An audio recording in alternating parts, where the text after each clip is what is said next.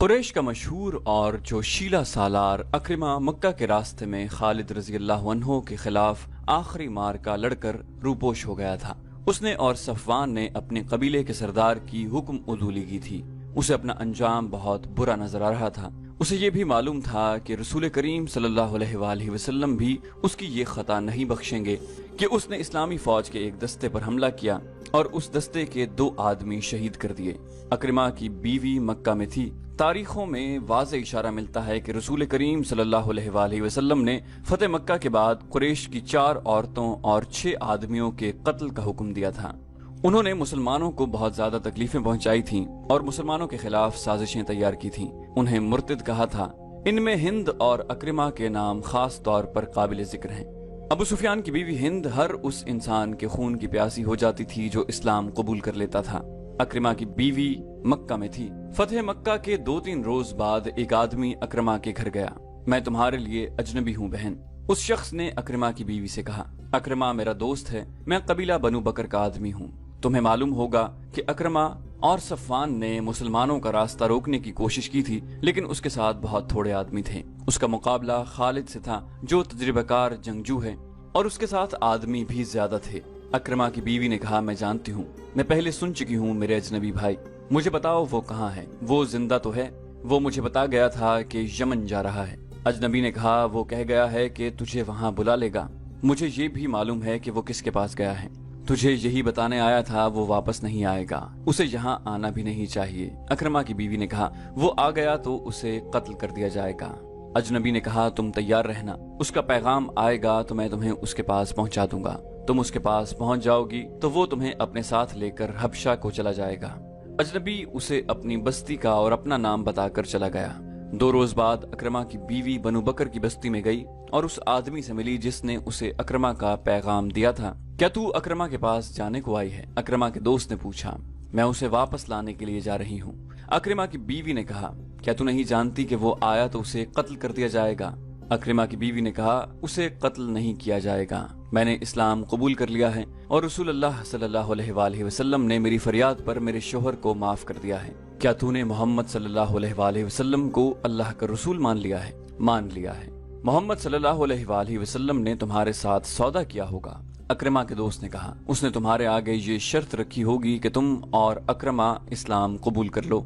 अक्रिमा की बीवी ने कहा, नहीं, मोहम्मद सल्लल्लाहु अलैहि वसल्लम ने जो अल्लाह के भेजे हुए रसूल हैं, मेरे साथ ऐसा कोई सौदा नहीं किया, और मोहम्मद सल्लल्लाहु अलैहि वसल्लम उनमें से नहीं जो सौदा करके अपनी बात मनवाया करते हैं। मैं वहाँ अपने शौहर की जान बख्शी की फरियाद लेकर गई थी।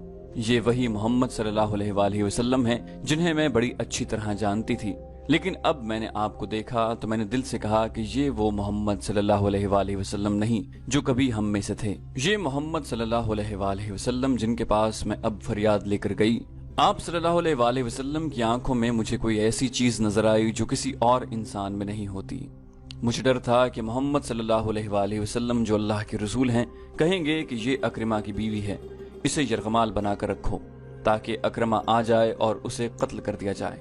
लेकिन आप सल्लल्लाहु अलैहि वसल्लम ने मुझे एक मजबूर औरत जानकर इज्जत से बिठाया। मैंने फरियाद की कि फतह आपकी है, मेरे बच्चों को यतीम न करें, मेरे शौहर की बदअहदी की सजा मुझे और मेरे बच्चों को न दें। आपने कहा कि मैंने अक्रिमा को माफ किया, और मालूम नहीं वो कौन सी ताकत थी जिसने मुझसे ये कहलवाया कि मैंने तस्लीम किया कि मोहम्मद सल्लल्लाहु अलैहि वसल्लम अल्लाह के रसूल हैं। अब मैं उस खुदा को मानती हूँ जिसने मोहम्मद सल्लल्लाहु अलैहि वसल्लम को रिसालत दी है। अक्रिमा के दोस्त ने कहा, और तुम मुसलमान हो गई? हाँ, अक्रिमा की बीवी ने कहा, मैं मुसलमान हो गई। मुझे उसके पास ले चल मेरे शौहर के दोस्त, मैं उसे वापस लाऊंगी, मैं दोस्ती का हक अदा करूंगा। अक्रिमा के दोस्त ने कहा, चल मैं तेरे साथ यमन चलता हूँ। काफी दिनों बाद अक्रिमा अपनी बीवी के साथ मक्का में दाखिल हुआ। अपने घर जाने के बजाय हुजूर सल्लल्लाहु अलैहि वसल्लम के पास गया और उसने अपने किए की माफी मांगकर इस्लाम कबूल कर लिया। उसी रोज सफवान भी वापस आ गया। वो भागकर जद्दा चला गया था। एक दोस्त उसके पीछे गया और उसे कहा कि वो सालारी रुतबे का जंगजू है और उसकी कदर रसूल करीम सल्लल्लाहु अलैहि वसल्लम ही जान सकते हैं। उसे ये भी कहा गया कि कबीला कुरैश खत्म हो चुका है। सफवान तलवार का धनी और नामवर सालार था। वो अपने दोस्त के साथ मक्का आ गया और उसने रसूल करीम सल्लल्लाहु अलैहि वसल्लम के हुजूर पेश होकर इस्लाम कबूल कर लिया। ابو سفیان رضی اللہ عنہ کی بیوی ہند ایسی عورت تھی جس کے متعلق سوچا نہیں جا سکتا تھا کہ اسلام قبول کر لے گی۔ رسول کریم صلی اللہ علیہ وآلہ وسلم نے اس کے قتل کا حکم دے رکھا تھا اور وہ روپوش تھی۔ ابو سفیان رضی اللہ عنہ اسلام قبول کر چکے تھے۔ ہند کو جب پتا چلا کہ اکرمہ اور صفوان نے بھی اسلام قبول کر لیا ہے تو وہ سامنے آ گئی، یہ جانتے ہوئے کہ اسے قتل کر دیا جائے گا۔ وہ رسول اکرم صلی اللہ علیہ وآلہ وسلم کے پاس جا پہنچی۔ آپ صلی اللہ علیہ وآلہ وسلم نے اسے معاف کر دیا اور وہ مسلمان ہو گئی۔ مکہ کے ارد گرد دور اور نزدیک کچھ قبائل تھے، ان میں بعض بت پرست تھے اور بعض توہمات کے عقیدے بنائے ہوئے تھے۔ رسول کریم صلی اللہ علیہ وآلہ وسلم نے ان کی طرف پیغام بھیجے کہ وہ اللہ کا سچا دین قبول کر لیں۔ پیغام لے جانے والے فوجی تھے، لیکن آپ صلی اللہ علیہ وآلہ وسلم نے حکم دیا تھا کہ کسی پر تشدد نہ کیا جائے اور جنگی کارروائی سے گریز کیا جائے۔ مکہ کے جنوب میں تہامہ کا علاقہ تھا جہاں جنگجو قبائل بکھرے ہوئے تھے، ان کے متعلق خدشہ تھا کہ لڑنے پر اتر آئیں گے، اس لیے اس علاقے میں فوج کا ایک دستہ بھیجا گیا اور اس کی کمان خالد رضی اللہ عنہ کو دی گئی۔ تمام کا تمام دستہ گھڑ سوار تھا، اس میں بنو سلیم کے آدمی بھی تھے، مدینہ کے بھی تھے۔ خالد رضی اللہ عنہ کو مکہ سے تقریباً 50 میل دور ململیم کے مقام تک جانا تھا۔ خالد رضی اللہ عنہ اپنے سوار دستے کے ساتھ روانہ ہو گئے۔ ان کی منزل 50 میل دور تھی۔ بمشکل 15 میل دور گئے ہوں گے کہ ایک مشہور جنگجو قبیلے بنو جزیمہ کے آدمیوں نے خالد رضی اللہ عنہ کے دستے کا راستہ روک لیا۔ خالد رضی اللہ عنہ نے اپنے دستے کو لڑائی کی ترتیب میں کر لیا۔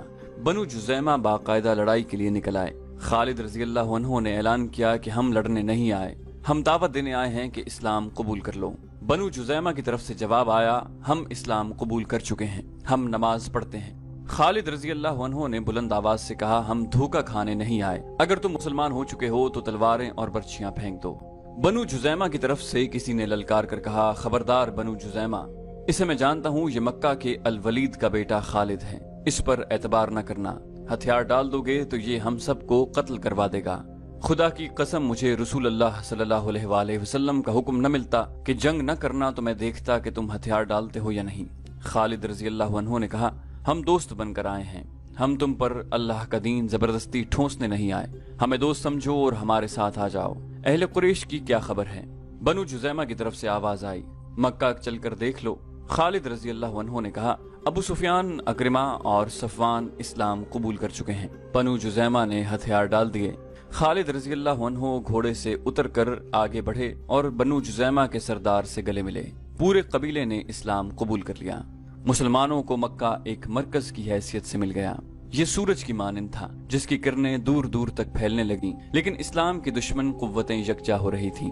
طائف ایک مقام ہے جو مکہ معظمہ سے چند میل دور ہے۔ جنوری 630 عیسوی شوال 8 ہجری کی ایک رات وہاں جشن کا سما تھا۔ فضا شراب کی بو سے بوجھل اور رات مخمور تھی۔ رقص کے لیے طائف کے ارد گرد کے علاقے کی چنی ہوئی ناچنے والیاں آئی ہوئی تھیں۔ ان کے رقص اور حسن نے مہمانوں کو مدہوش کر دیا تھا۔ مہمان مکہ کے شمال مشرقی علاقے کے مشہور جنگجو قبیلے حوازن کے سرکردہ افراد تھے۔ ان کے میزبان طائف اور گرد و نواح میں پھیلے ہوئے قبیلہ ثقیف کے سردار تھے، جنہوں نے اپنے مہمانوں پر اپنی امارت اور فیاضی اور کشادہ ظرفی کا رعب جمانے کے لیے اتنی شاہانہ ضیافت اور اتنے شاندار جشن کا اہتمام کیا تھا۔ دو لڑکیاں رقص کے کمال دکھا رہی تھیں کہ میزبان قبیلے کا سردار مالک بن عوف اٹھ کھڑا ہوا اور اس نے تالی بجائی۔ ساز خاموش ہو گئے، ناچنے والیاں بت بن گئیں اور ان کی نظریں مالک بن عوف پر جم گئیں۔ مہمانوں پر سناٹا طاری ہو گیا۔ ایسا لگتا تھا جیسے رات کے گزرتے لمحوں کا قافلہ رک گیا ہو۔ ہر کوئی مالک بن عوف کی طرف دیکھ رہا تھا۔ مالک بن عوف کی عمر 30 سال تھی۔ رقص اور مینوشی کی محفلوں میں وہ عیاش شہزادہ تھا، لیکن میدان جنگ میں وہ آگ کا بگولا تھا۔ وہ صرف تیغ زنی، تیر اندازی اور گھڑ سواری میں ہی مہارت نہیں رکھتا تھا، بلکہ وہ فن حرب و ضرب کا بھی ماہر تھا۔ انہی اوصاف کی بدولت وہ قبیلے کا سالار تھا۔ جنگ کے معاملے میں وہ انتہا پسند تھا۔ یوں لگتا تھا جیسے ٹھنڈے دل سے سوچنا اسے آتا ہی نہیں۔ اس کی جنگی چالیں اس کے دشمن کے لیے بڑی خطرناک ہوتی تھیں۔ قبیلہ قریش میں جو حیثیت کبھی خالد بن ولید رضی اللہ عنہ کو حاصل تھی، ویسے ہی دبدبہ مالک بن عوف کا اپنے قبیلے پر تھا۔ ہم نے بہت کھا لیا ہے، مالک بن عوف نے رقص رکوا کر میزبانوں اور مہمانوں سے خطاب کیا۔ ہم شراب کے مٹکے خالی کر چکے ہیں، ہم تھرکتی ہوئی جوانیوں سے لطف اندوز ہو چکے ہیں۔ کیا ہمارے مہمانوں نے یہ نہیں سوچا کہ اس ضیافت اور جشن کی تقریب کیا ہے؟ میں نے تمہیں کوئی خوشی منانے کے لیے اکٹھا نہیں کیا۔ اے اہل حوازن، میں نے تمہاری غیرت کو جگانے کے لیے تمہیں اپنے ہاں بلایا ہے۔ حوازن کی غیرت سوئی کب تھی مالک بن عوف؟ قبیلہ حوازن کے ایک سردار نے کہا، بتا ہماری غیرت کو کس نے للکارا ہے؟ مسلمانوں نے۔ مالک بن عوف نے کہا، محمد نے۔ کیا تم محمد صلی اللہ علیہ وآلہ وسلم کو نہیں جانتے؟ کیا تم بھول گئے ہو اس محمد صلی اللہ علیہ وآلہ وسلم کو جو اپنے چند ایک ساتھیوں کے ساتھ مکہ سے بھاگ کر یثرب چلا گیا تھا؟ جانتے ہیں، 2-3 آوازیں اٹھی۔ اچھی طرح جانتے ہیں وہ اپنے آپ کو خدا کا نبی کہتا ہے۔ ایک اور آواز اٹھی، ہم اسے نبی نہیں مانتے۔ کوئی نبی ہوتا تو ہم میں سے ہوتا، جو اہل ثقیف ہیں، حوازن کے قبیلے سے ہوتا۔ مالک بن عوف نے کہا، وہ نبی ہے یا نہیں میں تمہیں یہ بتانا چاہتا ہوں کہ جس مکہ سے محمد صلی اللہ علیہ وآلہ وسلم چھوڑ کر گئے تھے اس مکہ کے اب وہ حاکم ہیں۔ مکہ میں ان کا حکم چلتا ہے اور ان کی جنگی طاقت بڑھتی جا رہی ہے۔ قبیلہ قریش ان کے آگے ہتھیار ڈال چکا ہے اور ان کے مذہب کو قبول کرتا چلا جا رہا ہے۔ ابو سفیان، اکرمہ اور صفوان جیسے جابر جنگجو محمد صلی اللہ علیہ وآلہ وسلم کا مذہب قبول کر چکے ہیں۔ خالد بن ولید رضی اللہ عنہ نے پہلے ہی یہ نیا مذہب قبول کر لیا تھا۔ مسلمانوں نے مکہ میں تمام بت توڑ ڈالے ہیں۔ اہل قریش کو اپنی غیرت اور اپنے مذہب کا پاس ہوتا تو وہ اپنی تلواریں اپنے پیٹوں میں گھونپ لیتے۔ کسی اور نے کہا، اب ستاروں سے دھرا یہ آسمان دیکھے گا کہ حوازن اور ثقیف کو اپنی غیرت کا کتنا پاس ہے۔ مالک بن عوف نے کہا، کیا تو یہ چاہتا ہے کہ ہم میں سے کوئی محمد صلی اللہ علیہ وآلہ وسلم کو نعوذ باللہ قتل کر دے؟ قبیلہ حوازن کے ایک سردار نے کہا، اگر تو یہی کہنا چاہتا ہے تو یہ کام میرے سپرد کر۔ اب محمد صلی اللہ علیہ وآلہ وسلم کو قتل کر دینے سے کچھ حاصل نہیں ہوگا۔ مالک بن عوف نے کہا، انہیں نعوذ باللہ قتل کر دو گے تو ان کے پیروکار انہیں اپنے دلوں میں زندہ رکھیں گے۔ ان کی تعداد اتنی زیادہ ہو گئی ہے کہ اب وہ ایک آدمی کے قتل سے وہ اس راستے سے نہیں ہٹیں گے جس پر انہیں ڈال دیا گیا ہے۔ کہتے ہیں محمد صلی اللہ علیہ وآلہ وسلم کے ہاتھ میں کوئی جادو آ گیا ہے۔ حوازن کے ایک سردار نے کہا، وہ جس پر نگاہ ڈالتا ہے وہ اس کا متی ہو جاتا ہے۔ جہاں تلوار چلتی ہے وہاں کوئی جادو نہیں چل سکتا۔ حوازن قبیلے کے ایک اور سردار نے اپنی تلوار کے دستے پر ہاتھ رکھ کر کہا، مالک آگے بول، تو کیا کہتا ہے؟ ہم تیرے ساتھ ہیں۔ میں کہنا یہ چاہتا ہوں کہ ہم نے محمد صلی اللہ علیہ وآلہ وسلم کے اسلام کو نہ روکا تو یہ سیلاب کی طرح بڑھتا ہوا ہم سب کو بہا لے جائے گا۔ مالک بن عوف نے کہا، نہ حوازن رہیں گے نہ ثقیف کا وجود رہے گا۔ قبیلہ قریش کو محکوم بنانے والوں کو ہم مکہ کے اندر ہی ختم کر دیں گے۔ کیا تم محکوم بن جانے کا مطلب سمجھتے ہو؟ مالک بن عوف نے سب کی طرف دیکھا اور بولا، اگر نہیں سمجھتے تو میں تمہیں بتاتا ہوں۔ اس نے اپنے پیچھے دیکھا۔ مالک بن عوف کے پیچھے مہمانوں میں ایک معمر سفید ریش آدمی بیٹھا تھا۔ اس کا رنگ دوسروں کی نسبت صاف اور سفیدی مائل تھا۔ وہ ضعیف اتنا تھا کہ اس کا سر ہلتا تھا اور کمر میں ہلکا سا خم تھا۔ اس کے ہاتھ میں اپنے قد جتنا لمبا عصا تھا۔ کندھوں سے ٹخنوں تک چغا بتاتا تھا کہ وہ کوئی عالم یا مذہبی پیشوا ہے۔ مالک بن عوف کے اشارے پر وہ اٹھا اور مالک کے پاس آیا۔ بوڑھے نے کہا، تم پر اس کی رحمت ہو جس نے تمہیں پیدا کیا ہے، اور وہ دیوتا تمہارے بچوں کے محافظ ہوں جن کی تم پوجا کرتے ہو۔ تم محکومی اور غلامی کا مطلب نہیں سمجھتے تو مجھ سے پوچھو۔ میری 4 جوان بچیاں مسلمانوں کی لونڈیاں ہیں اور میرے 2 جوان بیٹے مسلمانوں کے غلام ہیں۔ وہ تیغزن اور شہسوار تھے، لیکن اب انہیں تلوار ہاتھ میں لینے کی اور گھوڑے پر سوار ہونے کی اجازت نہیں۔ ہمیں گھروں سے نکال دیا گیا ہے۔ کیا تمہیں یاد نہیں کہ قریش نے مدینہ کا محاصرہ کیا تھا تو مسلمانوں نے ارد گرد خندق کھود لی تھی۔ قریش اس خندق کو پھلانگ نہیں سکتے تھے۔ پھر اس قدر تند و تیز طوفان آیا کہ قریش جو پہلے ہی بددل ہو چکے تھے بکھر گئے اور مکہ کو واپس چلے گئے۔ جب مسلمانوں کے سر سے خطرہ ٹل گیا تو انہوں نے ان یہودیوں پر حملہ بول دیا جو ان کے ساتھ مدینہ میں امن سے رہتے تھے۔ ان یہودیوں کو انہوں نے قتل کر دیا اور ان کی عورتوں کو اور ان کے بچوں کو آپس میں بانٹ کر انہیں لونڈیاں اور غلام بنا لیا۔ اے بزرگ، قبیلہ ثقیف کے ایک سرکردہ آدمی نے بلند آواز سے کہا، اگر تو یہودی ہے تو کیا ہم نے غلط سنا تھا کہ تیرے قبیلے نے مسلمانوں کو دھوکہ دیا تھا؟ بوڑھے نے کہا، تم نے جو سنا درست سنا تھا۔ ہمارا دھوکہ کامیاب نہیں ہوا تھا۔ ہم مسلمانوں کی پیٹھ میں خنجر اتارنا چاہتے تھے لیکن قریش پیٹھ دکھا گئے۔ مسلمانوں کو دھوکہ دے کر کمزور کرنا ہمارا فرض تھا لیکن مسلمانوں کی تلواروں نے ہمیں کمزور کر دیا۔ تو جو بنی اسرائیل سے ہے، کیا ہمیں اکسانے آیا ہے کہ ہم مسلمانوں سے تیرے قبیلے کے خون کا انتقام لیں؟ ثقیف کے قبیلے کے ایک سردار نے کہا۔ ایک اور ضعیف العمر شخص اٹھ کھڑا ہوا۔ اس کا نام درید بن السما تھا۔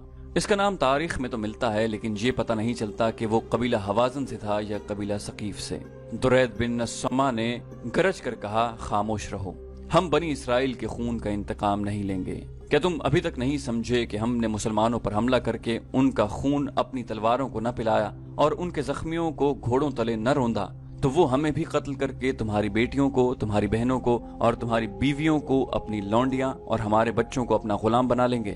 اس سے پہلے کہ ان کے گھوڑے طائف کی گلیوں میں ہنہنائیں، کیا یہ اچھا نہیں ہوگا کہ ہمارے گھوڑے ان کی لاشوں کو مکہ کی گلیوں میں کچلتے پھریں؟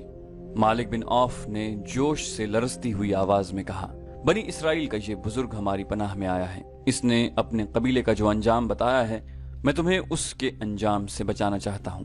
اٹھو اور لات کے نام پر حلف اٹھاؤ کہ ہم محمد صلی اللہ علیہ وآلہ وسلم اور ان کے تمام پیروکاروں کو جنہوں نے مکہ کے تمام بت توڑ ڈالے ہیں ختم کر کے اپنی عورتوں کو اپنے منہ دکھائیں گے۔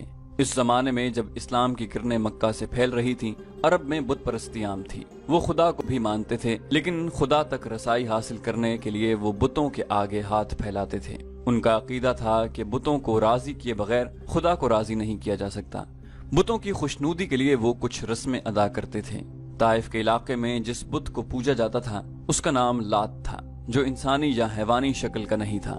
وہ بہت بڑا پتھر تھا جسے چٹان کہا جا سکتا ہے۔ یہ چٹان باقاعدہ مربع شکل کی تھی۔